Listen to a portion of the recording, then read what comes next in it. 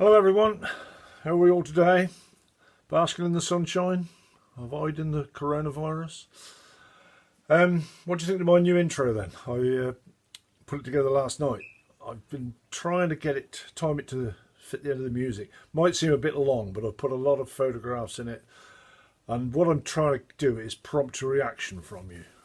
I asked, when I did the last blog, I asked for more comments, and I didn't get as many as I was hoping for. You know, I need some guidance as to what to do. So I've put this longer intro up to what should I say, inspire you really. There's lots of different things on there. There's lots of different tractors I've got.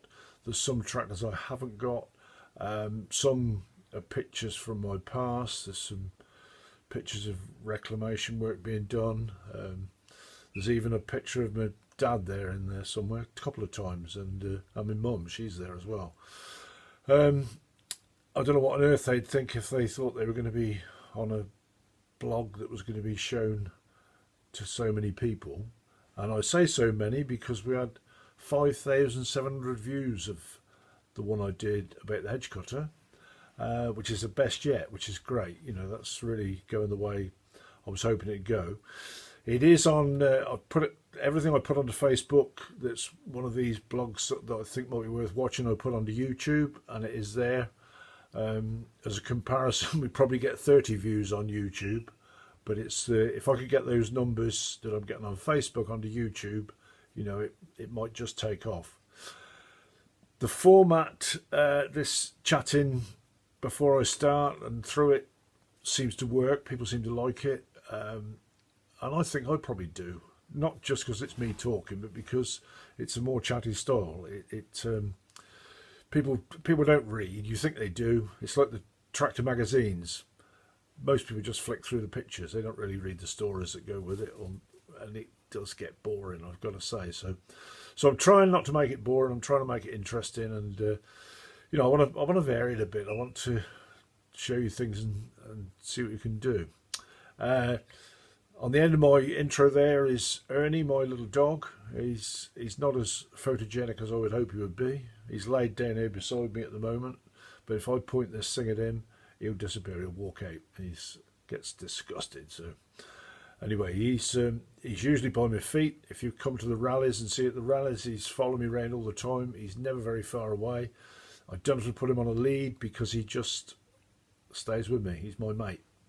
The only time he disappears, he'll nip off at tea time and go and get his tea, and then he'll come back and I'm all right now, I've had my tea. But it's great, you know, you can't be having a dog as a companion. What else can I tell you? I did yesterday, I went around all my, because I had so much interest in the E27N with hedge cutter, I thought, well, I'll reveal all. I'll show you the other E27Ns I've got. And so I thought, well, I better find out a bit more about them really. So I checked on the engine numbers and just thought I'd check the years and make sure that was right. And then I thought, that's going to be boring. So I haven't done that. I will do it because I can make it fairly interesting, but I don't want to just be reeling off a load of facts and figures to you. So I'll try and show the stories. But if I haven't revealed it before, I've got 9 E27Ns, and they're not E27Ns to me, they're Fordson Majors. That's what I grew up with, a Fordson Major. And then when the diesel Major came out, that was a new Major. So this E27N, nobody knew about it till probably 20 years ago, and that's when they started calling it by that initial, or that number. So what have I been doing then? Right, well, I haven't really done a lot with the tractors. I did get the hedge cutter unloaded and I put it in the shed, and with the intention of putting the shed out of the way so I didn't get carried away with it, because I've got so many projects on at the moment and I really haven't got time to do that. At the moment I wouldn't say I'm recovering the business. Coronavirus hasn't done me any good as far as trade's concerned, so different direction. So at the moment we're clearing everything out, and I'm going to be renting some of the buildings that we previously had for workshops out to people, and hopefully if I can rent enough out, I won't have to work, which would be great. I can play with my tractors all the time. That was always the intention, you know, build the sheds, put the tractors in, sell the tractors, rent the sheds out. But this has all come on a bit too soon, really, probably 5 years before I planned it. So consequently, the tractors aren't ready to sell, and the sheds certainly aren't ready to rent yet, but we're doing all right. The plan is coming together. So I'll show you a little bit of what we've been doing. Not very interesting, but it's a digger going backwards and forwards. You might like it, and I'll come back in a minute. Monday morning feels so bad. Everybody seems to nag me. Coming Tuesday I feel better. Even my old man looks good. Wednesday just don't go. Thursday goes too slow. I've got Friday on my mind. Gonna have fun in the city. Be with my girl, she's so pretty. She looks fine tonight. She's outside to me. I spent my friend tonight. I lose my head tonight. I got to get tonight. Monday I have Friday on my mind.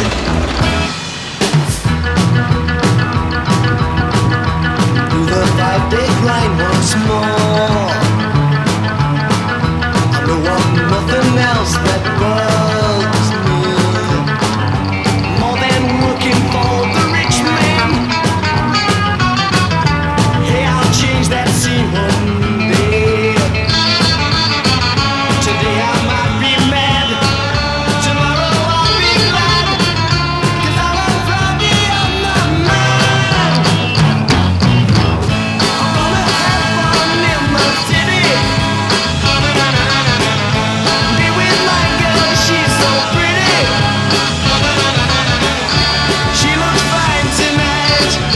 She's outside to me. I spend my bread tonight. I lose my head tonight. I got to get tonight. Monday I have Friday on my mind. Gonna have fun in the city. I'll be with my girl, she's so pretty. I'm gonna have fun in the city. I'll be with my girl, she's so pretty. I'm gonna have fun in the city.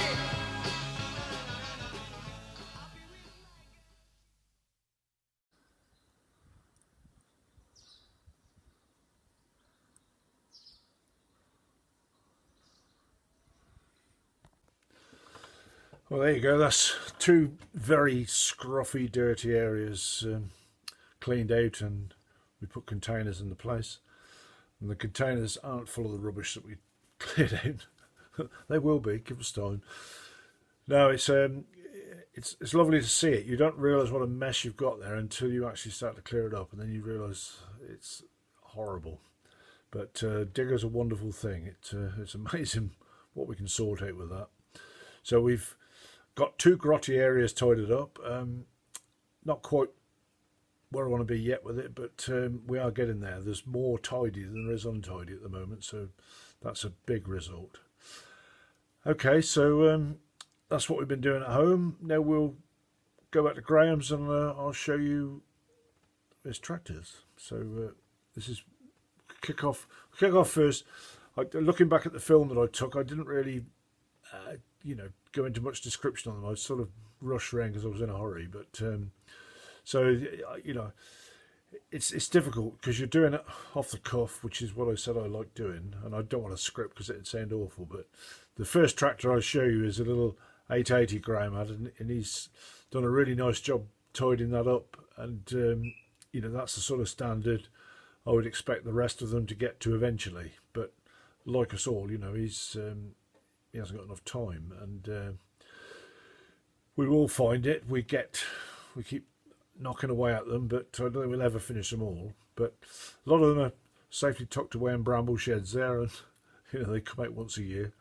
But you'll see, they haven't been in there anything like as long as you'd think. I've got a photograph of a lovely lineup of tractors there, and we go back this year after a good growing season, and they've disappeared. But anyway, yeah, so we'll start off with the 880 and then run through. This is a little 880 he's done up. It's a really nice job, cracking little tractor. Now we'll go down the showroom. It does get slightly worse than that. It's JCB.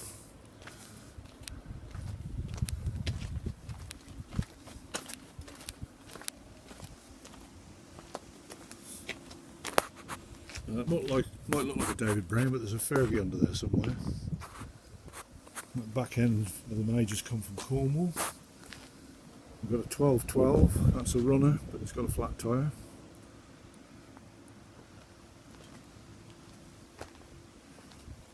There's a 990, he tells me that runs, I'm not quite sure about that. But it'll come out of there sometime. I think it's called hedgerow condition. Another no, it could be 880 that one, with a loader on it. Then we've got a 995.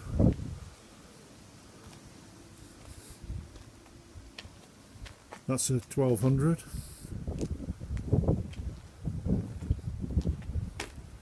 This one's a 1212. I hate to admit it, but that one's mine. I will be bringing that back to Cornwall shortly. The Super Major. That's a good tractor actually. It's when he gets around to doing the tin on it, it'll be smart machine. And we've got a little Leyland.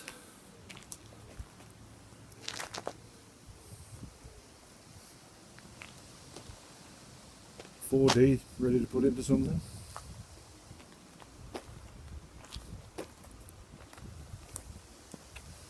Another diesel major.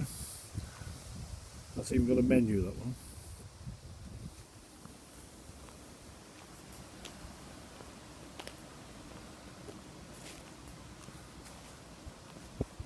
And we've got a 6-cylinder super major.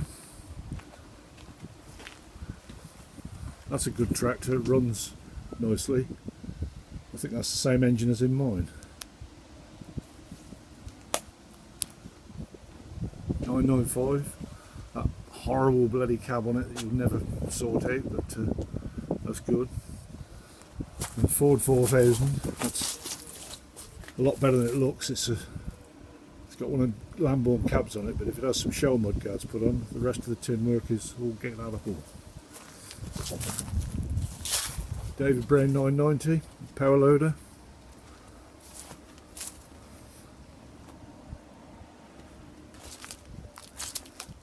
And we've got two 2130 John Deeres. This one's got a Duncan cab on, and that one's got the OPU cab on, Q cab. Not sure who made it, I think they keep it stayed. And at the back, what looks like a crystal is actually an Ursus. Needs a glass put in, but all mechanically okay and running.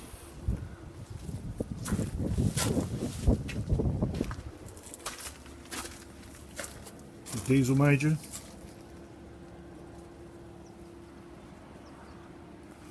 And another David Brown. Not sure what that is.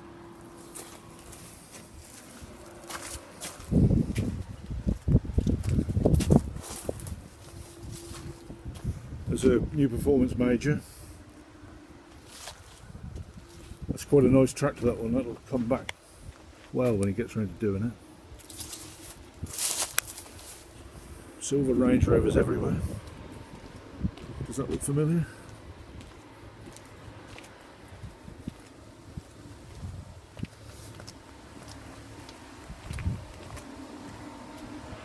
A couple of 6-cylinder Ford engines there. Another major engine. And then we go into the showroom. There's a Dexter under that pile. Little Nuffield 345, that's a nice tractor. And its bigger brother, the 465. Again, it's pretty good. Not quite oily rag, but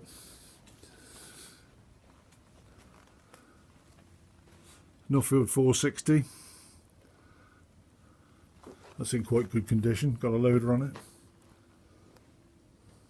And here's a little gem. This is a Baby Leyland, Bill BMC Mini. That is worth quite a lot of money if it's restored properly. This one's in progress. It's a 990.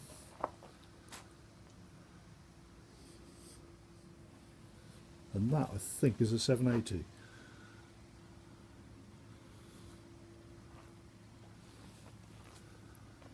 There you go, that's this side of the showroom. That's well, most of the tractors really. It's ever so difficult to describe them, because if you're good at spotting what the potential of a tractor is, you'll see what the potential of those tractors is. And you know, to the layman that knows nothing about it, you'd turn and say, "Oh, what a heap of rubbish!" You know, real hedgerow finds. But most of those tractors are really good, and if you've bought them at the right price, you can afford to have them stood around for a while you're finding the bits and pieces you need to finish them off. And I think that's the essence of this tractor restoration.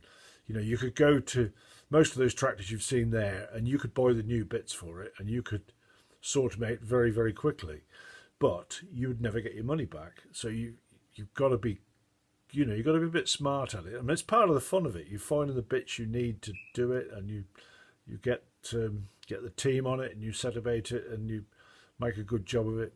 But half the pleasure of, or I find it anyway, and I'm sure Graham would agree with me, it is finding these bits and pieces. When you're trawling through eBay or Facebook or whatever, and you come across exactly what you're looking for, and it's the right price, and you think, my God, that's good.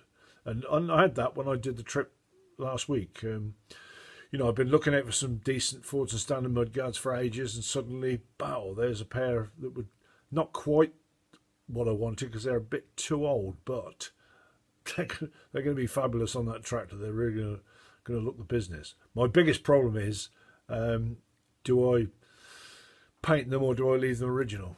You know, the plan was to paint the tractor, but these are so original. You know, it's a shame to paint them, but I'm going to have to paint them. Never mind. Anyway, back to Graham's tractors. Certainly the tractors in the shed. I mean, those two Nuffields, they're worth money. You know, the 345 and the 465 Nuffields, they're surprisingly rare, and they're in good order. You know, they might not look it, but the tin's good. A lot of people would say oily rag. I wouldn't. I'd say paint those up and get them looking right, because they make big money now, those tractors. So they need to. And that 4000 that was there with a loader on it, you know, you'd look at it, oh, heap of crap in all this business. But you put Shell mudguards on that. There's one sold this weekend, and it made over $4,000. And you know, £4,000 from a tractor that's probably, I don't know what Graham paid for that, but if I know Graham, it's not going to be much more than £1,000. And mechanically it's good. It it needs a bit of tin on it, but you put £1,000 into that, you've got £2,000 profit. So you know, it is worth messing about with. And certainly the majors, they always hold their value. The two John Deeres, not sure about those. Potentially they're good tractors, both mechanically good. Cabs aren't bad. I'd prefer the one with the Opoo cab on, because it's a very nice cab anyway. And again, there's a few panels missing, but not much, and they need sorting out. But they're good money, and he bought them for the right price, you know. So if you can afford to sit on for a little while, there's money there. The David Browns, you know, he's got a bit of a love affair with the things, same as I have. They never make as much as a Ford or a Massey. You know, Massey's outstrip everything at the moment. It's paying stupid money for them. Well, perhaps it's not stupid. You know, if you've got a good 135 or something, you pay $6,000 for it. What are you going to buy for £6,000 new that will keep its value like that 135 will, and will still be worth more in 10 years' time than the one you buy new. It's no contest, is it? If you only want a small tractor for something, and these new tractors now with the electronics on them, when somebody can sit in a factory miles and miles away and switch the thing off or diagnose what's wrong with it, that worries me, because the restoration movement, they're going to lose those tractors, because when those manufacturers want to, they'll switch those things off and you will not get them going. So bear in mind what we're buying now. I've got tractors, not many, but I've got some tractors that are coming up 80, 90 years old, and they're still going 80 years. You see the stuff that's coming out now, that is not going to be around in 80 years' time. It will be long melted down and recycled. That's the way the world is going. So hang on to it. Buying these tractors isn't stupid. Anyway, that's enough of the lecture. We'll go on to see the better ones Graham's got now. These are what I call his working fleet. There's not many of them, but it's a working fleet. A bit of interest there, so I'll show you what there is there, and I'll introduce you to Graham. This will be a long conversation. There you go, there's Graham. He's the proud owner of all these tractors. He's going to tell us all about them now. No, he's not. This is a Ford 3000 that it actually started life in Cornwall. It was mine, and we did a deal on a pink Fergie. And this is used regularly. It's just finished off with this level in Harrow, which looks surprisingly like the one in Cornwall. Another useful bit of kit. And then this little Cambridge roller here. Nice lightweight frame, but they've managed to bend it, but it'll soon straighten. But I think the frame's heavier than the roller. There's a shop soiled Lamborn cab, but it's brand new, never been fitted onto a tractor. Then we've got the potato planter. That's been in service this year, and the potatoes have grown well. And behind that is a Massey 28 drill, 29 drill. Brilliant drill. Drilled hundreds and hundreds and hundreds of acres.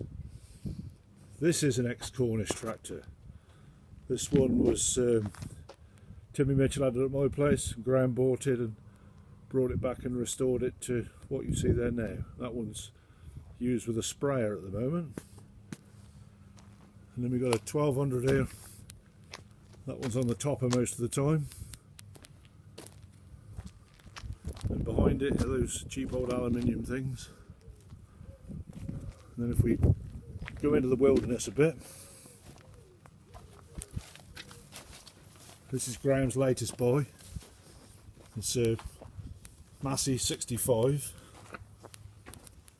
and although it's looking a bit rusty, it is very good. You're going to start that a minute, Graham?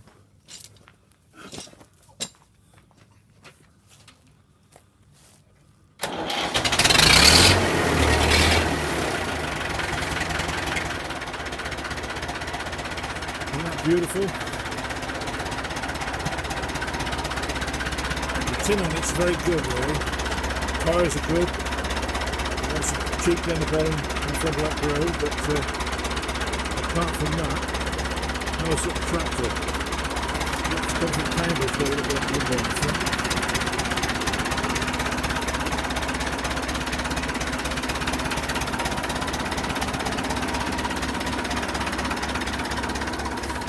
And just here we've got a little treasure.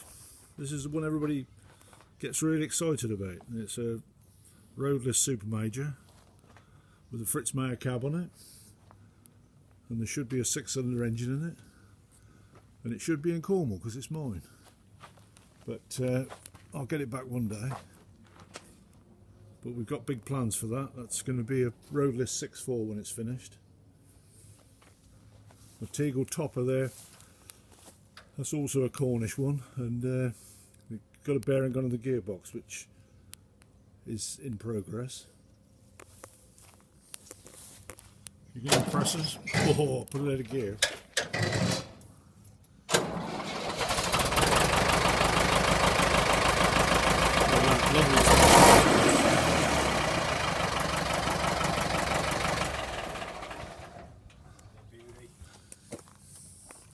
Good sound tractor that is. If that one's done up like that 880 is down there, that will be a smart machine.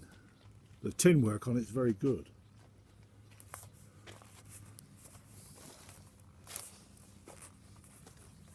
That's a Vortex topper, isn't it? Yeah. Yeah.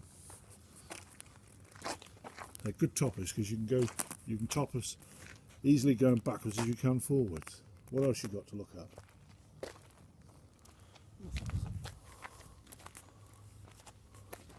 I think that's it. There's a few of these airstreams kicking about. Ransom potato digger. Oh yeah, we'll go into the implements lot.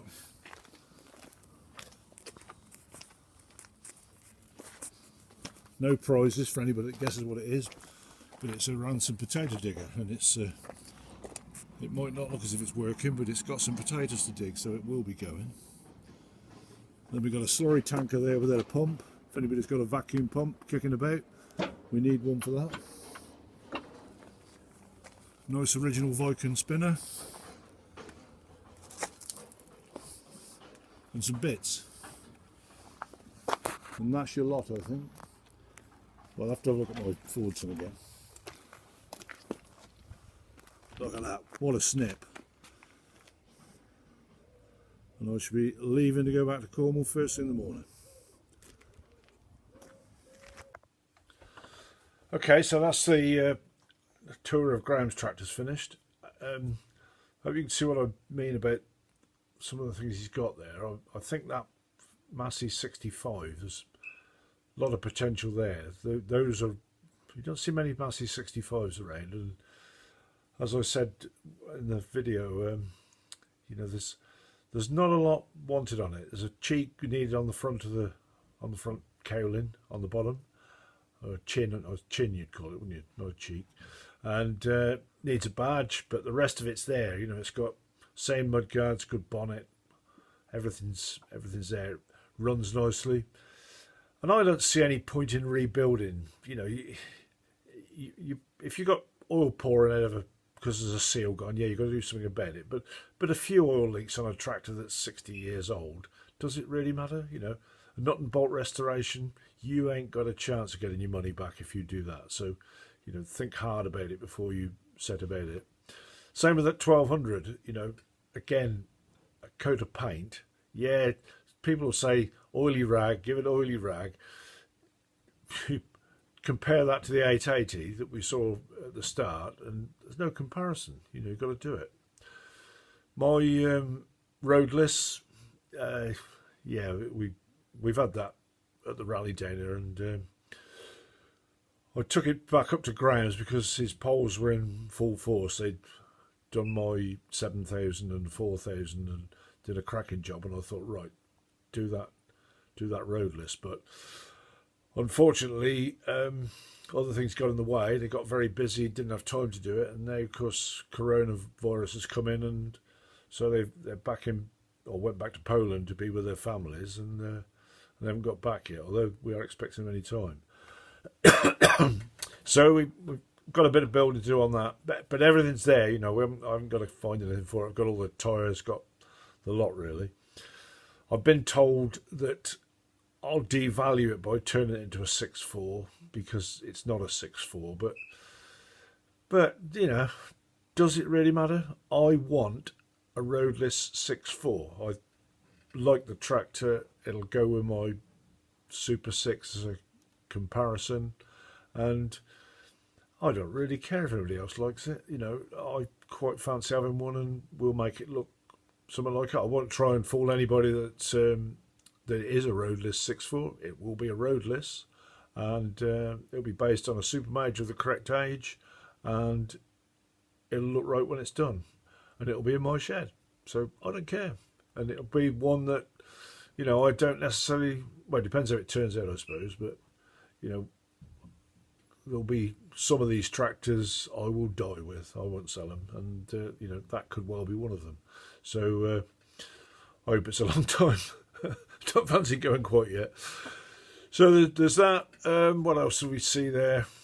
Well, the machines and things like that. You know, Graham will get him going.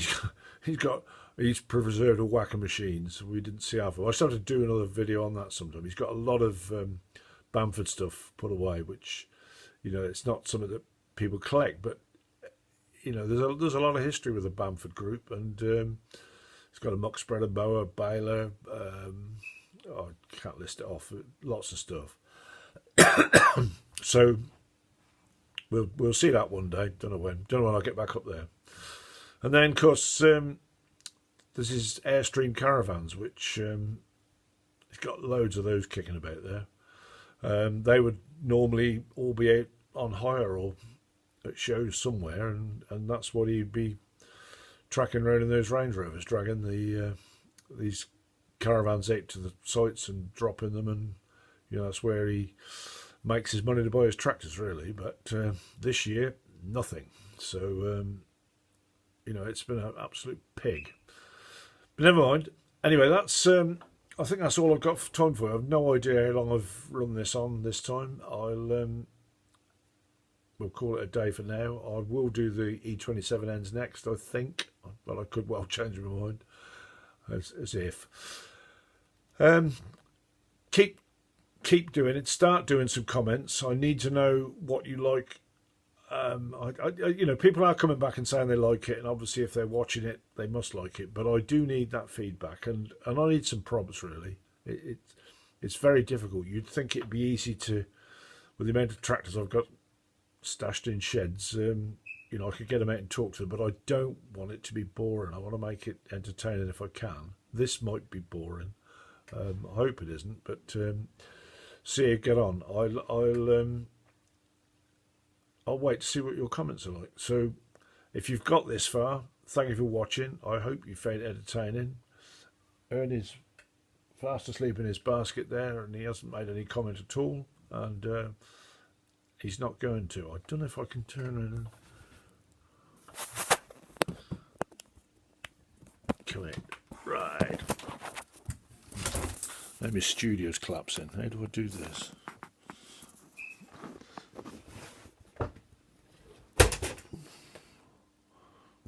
Have we got him or not? Yeah, we got him. Ernie, wake up. Yep, that's all Ernie's got to say. So that's it. Thank you very much. I'll see you directly. So bye for now. Cheers.